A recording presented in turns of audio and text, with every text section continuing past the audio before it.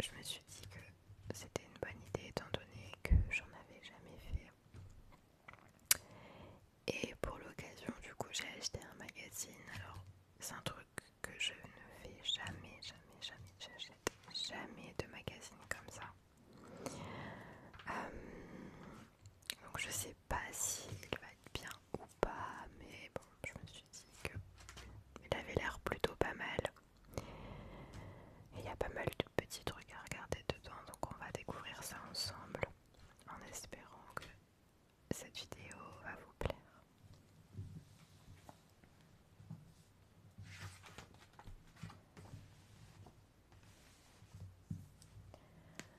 Alors, du coup, je vais feuilleter un petit peu avec vous et on va regarder ce qu'on nous propose. Alors, ça par exemple, le massage gauche, bon pour le corps et pour la tête. Si vous voulez, je peux vous lire un petit peu ce que c'est.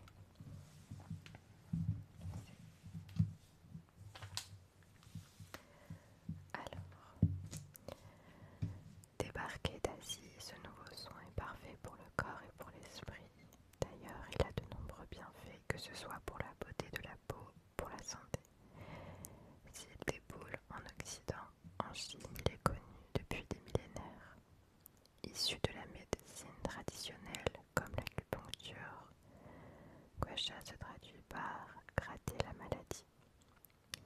En clair, on règle le corps à l'aide d'une spatule afin de laisser échapper les mauvaises ondes. En effet, cela permet de se soigner et de se maintenir en bonne santé en mobilisant le système immunitaire et en faisant circuler les énergies qui stagnent. Il permet aussi de donner un coup de fouet et une meilleure mine aux teints les plus fatigués. Je sais pas s'il y en a qui ont déjà essayé, ça j'avais déjà vu, mais j'ai jamais testé parce que j'ai un peu de mal avec tout ce qui est, enfin je crois, je sais plus comment ça s'appelle, quand on croit beaucoup aux pierres, etc. parce que les objets qui sont utilisés là, ce sont des objets qui sont faits avec des pierres et apparemment certaines pierres délivreraient certains bienfaits, etc., etc. Moi j'ai jamais testé. Là on nous parle de booster le système et combattre le stress par le froid. On appelle ça l'ice thérapie. Alors moi personnellement c'est un truc que je ferais pas. Donc en gros ils nous disent donc de se mettre donc dans le froid et d'essayer de contrôler son propre corps grâce à la respiration en maîtrisant ses sensations avec le froid. En gros on libère son esprit du stress et des idées noires. Ouais.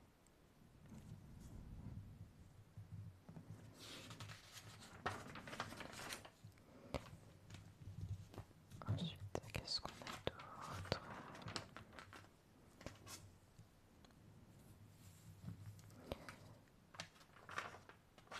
Là, on nous parle, par exemple, moi ça c'est des trucs, euh, j'aime pas trop lire ça parce que c'est un peu, on nous voit un peu tout et n'importe quoi. Comme par exemple, comment avoir un ventre plat. Moi, il y a des choses, ouais, bon, je sais pas si c'est vraiment efficace. Après, par exemple, tout ce qui est tisane, etc., je sais que ça fonctionne. J'ai jamais essayé, mais apparemment ça fonctionne pas mal. Je pense que le mieux aussi c'est le sport et une bonne alimentation.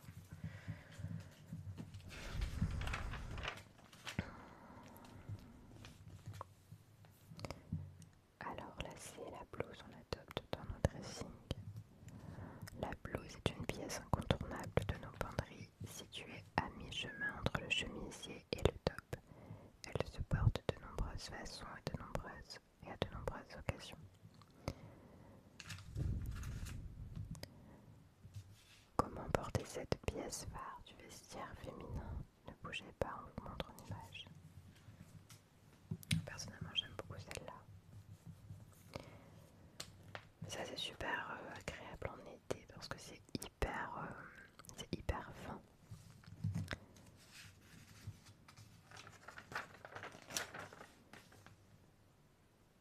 Là, on a une petite sélection de robes d'été. Alors, il y en a 1, 2, 3, 4, 5, 6, 7, 8, 9, 10 et 11. Alors, parmi toutes celles qu'il y a là, moi j'aime pas trop encore celle-là, mais c'est plus pour une robe de soirée, quoi que ce soit. Celle-ci elle est jolie mais pas en bleu, enfin moi je la porterai pas en bleu.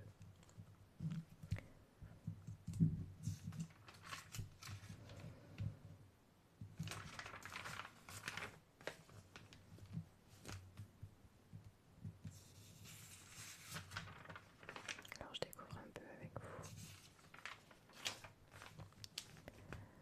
La Côte d'Azur c'est super beau. Je sais pas s'il y en a qui ont déjà été. Mais il y a des super beaux endroits en France. Franchement des fois on n'a pas besoin de changer de pays pour partir en vacances parce que en France on a quand même des super beaux coins. Et dans le sud il y a vraiment des super beaux endroits. Mais le problème c'est que très souvent il y a du monde en été du coup.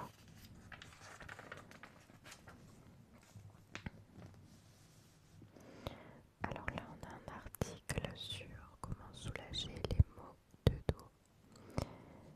Alors donc là ils nous disent comment on peut les apaiser.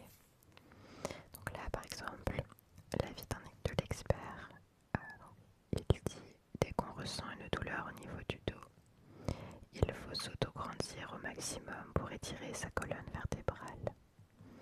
Il ne faut surtout pas rester alité pendant plusieurs jours en disant que le mal de dos va passer tout seul. Au contraire, l'immobilité accentue un mal de dos.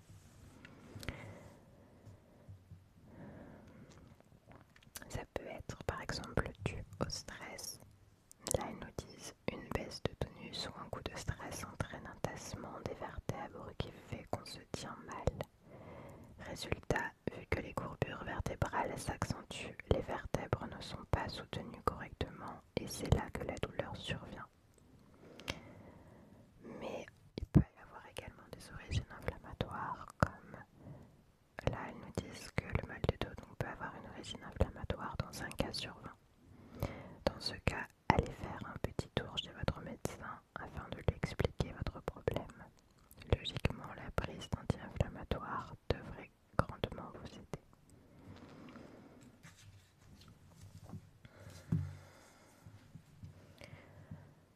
Alors ensuite, qu'est-ce qu'ils nous disent d'autre?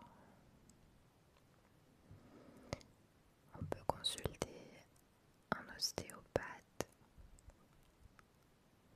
L'ostéopathe, moi j'en avais vu une et ça fait vraiment du bien. Après, il nous parle aussi d'acupuncture ou d'acupression. Se faire masser aussi et appliquer du chaud.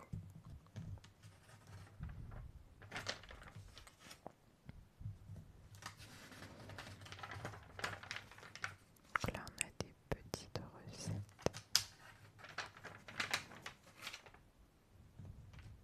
Ça a l'air super bon.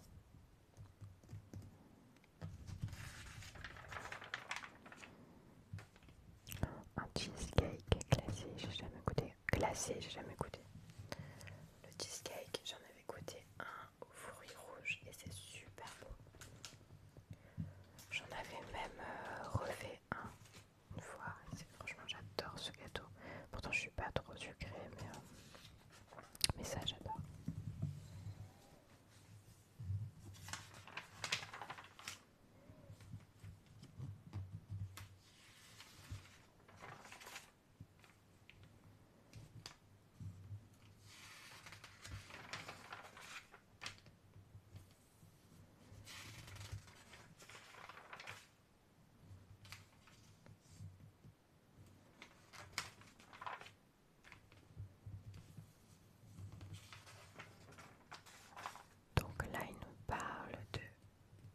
bougie anti-moustique. Et pour en faire une, on a besoin de 50 g de cire d'abeille jaune bio en paillettes, 10 ml d'huile végétale bio, 20 gouttes d'huile essentielle de citronnelle bio, 10 gouttes d'huile essentielle de géranium rosa bio, 10 gouttes d'huile essentielle de lavande vraie bio. Un récipient pour mettre la bougie. On peut utiliser des pots vides de yaourt ou des confitures en verre ou même des contenants des bougies chauffe-plat. Une mèche de coton et un socle à mèche.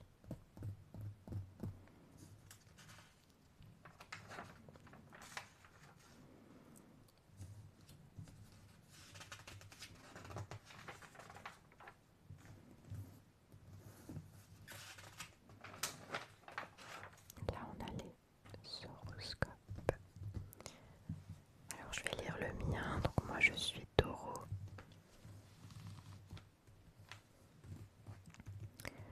Alors, Jupiter fait le tri pour se concentrer sur ce qui vous plaît et vous réussit. Dès le 12 juillet, des activités passent à la trappe au profit des projets différents auxquels vous voulez consacrer du temps. Des amis s'éloignent mais d'autres contacts se nouent, plus exaltants. En amour, vers le 13 août, une rencontre et une nouvelle histoire se profilent à l'horizon. Et si vous êtes célibataire, les liens se pimentent. Au diable les frustrations, place à l'envie d'attirer l'attention, d'aimer sans restriction. En cédant à la passion, enfin le soleil s'installe dans votre quotidien.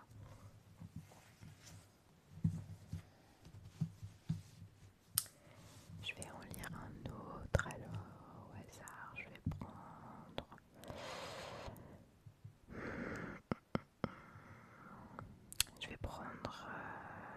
allez, les scorpions. Le mois de juillet annonce un départ en couple, en solo, entre amis, à moins qu'il ne s'agisse de quitter cet appartement dans lequel vous étouffez. Vous pensez avec plus de simplicité pour mieux vivre. On sent combien votre esprit se désencombre pour tendre vers des actions sobres, des sentiments épurés. Vos idéaux sont moins haut perchés. Vous collez à la réalité en l'accompagnant de plaisirs que vous aimez partager avec votre entourage. Votre tête reste à l'écoute de votre corps, prête à réajuster le tir à la moindre alerte de fatigue ou de stress. Le mot d'ordre lâcher prise. Autour du 20 août, la révolution des sens agit comme un véritable catalyseur et vous vous ouvrez enfin au monde.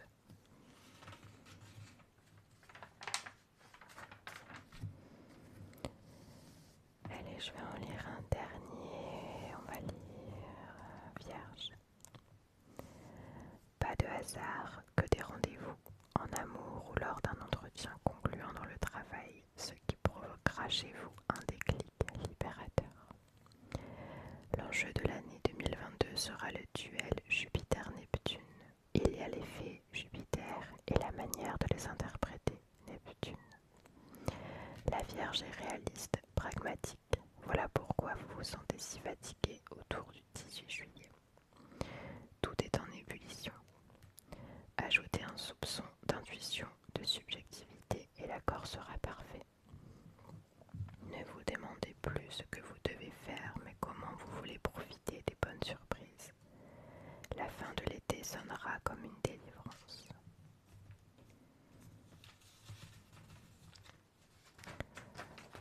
Alors, qu'est-ce qu'on a d'autre?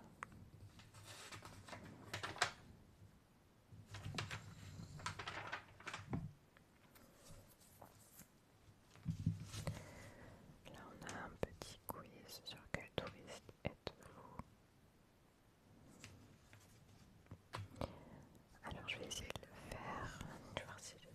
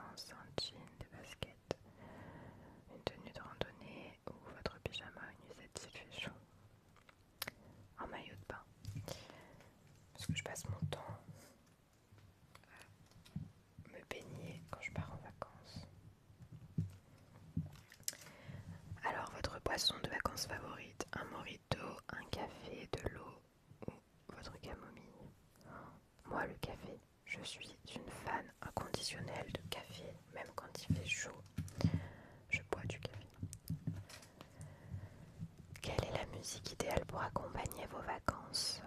Alors, le tube de l'été, de la musique classique, le son de la nature, le générique de votre série. En fait, le tube de l'été. D'ailleurs, quel est le meilleur moyen d'écouter de la musique dans votre enceinte portable sur la plage, en concert, dans vos écouteurs, sur votre ordi? En concert. Vraiment, les concerts, c'est les meilleurs moments. Alors, comment vous vous comportez avec les gens qui vivent sur votre lieu de vacances?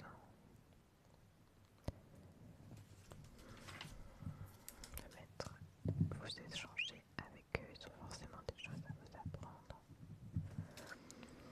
La culture du lieu que vous visitez, ça vous intéresse? Pas du tout, vous êtes là pour la plage, vous êtes spécifiquement là pour ça, la culture du quotidien des habitants, oui, beaucoup. Vous regardez parfois des documentaires historiques. Moi je mettrais B. Moi j'adore visiter des trucs quand je pars quelque part. Alors, vous arrivez dans un pays étranger, ils ne parlent pas la même langue que vous. Quelle horreur, ils pourraient apprendre le français, tant mieux, ça vous change de vos habitudes.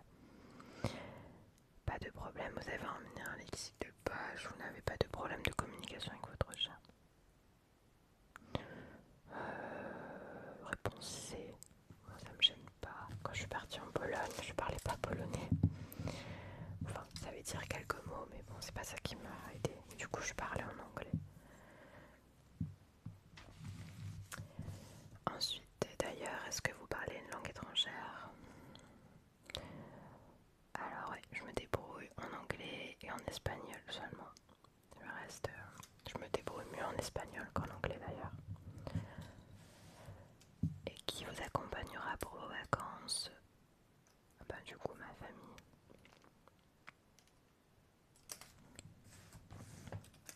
Du coup, je vais compter le nombre. Alors, le nombre de A, j'en ai 1, 2, 3.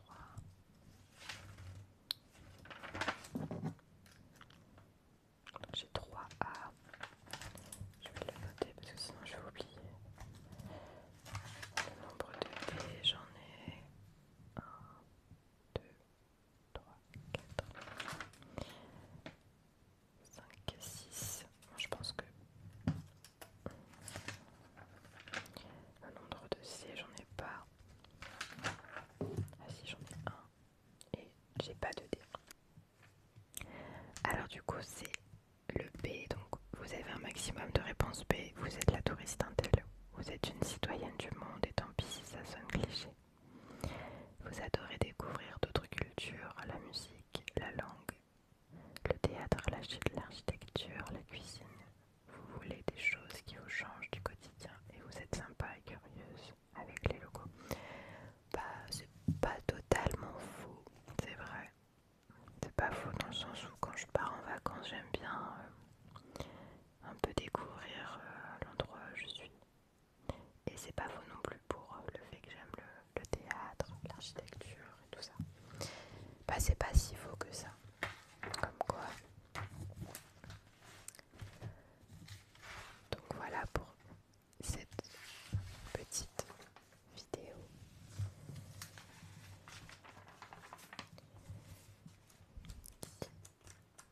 J'espère vous aura plu. N'hésitez pas à me faire un petit retour si vous en voulez d'autres ou pas. C'est la première fois que j'en fais. Je suis pas trop habituée à faire des petits magazines comme ça. C'est pas ce que je préfère le plus, on va dire. Mais c'est pas mal.